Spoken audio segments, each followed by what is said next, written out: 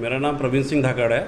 मैं इंस्पेक्टर हूँ RPF Mahasamund post. कल जैसा कि आप लोग जानते हैं कि वंदे भारत ट्रेन जो 16 तारीख से चलने वाली है उसका कल ट्रायल रन था और ये कल यहाँ से महासमुंद स्टेशन से 7:10 में निकली विशाखापट्टनम तक। लौटते समय ये गाड़ी बागबारा के पास करीब 9 बजे के समय चलती गाड़ी में कुछ असामाजिक तत्वों ने इसके ऊपर पथराव किया गाड़ी में, जिसमें कि हमारे ट्रेन स्कॉटिंग पार्टी थी, एक एएसआई हथियार के साथ थे सब लोग। उन्होंने सूचना दी और सूचना के बाद तुरंत यहाँ से एक टीम रवाना हुई और हमने वहाँ जाके और चेक वेक किया तो पकड़े गए। और 5 आरोपी पकड़े गए।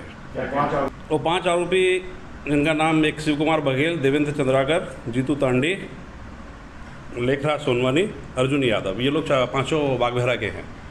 देखिए अभी ये जांच का विषय है और असामाजिक तत्व तो जरूर है ये लोग, क्योंकि उन्होंने पथराव किया चलती गाड़ी पे, दूसरे की जान को जोखिम में डाला है। अभी ये कहना थोड़ा जल्दीबाजी होगी, अभी जांच का विषय है।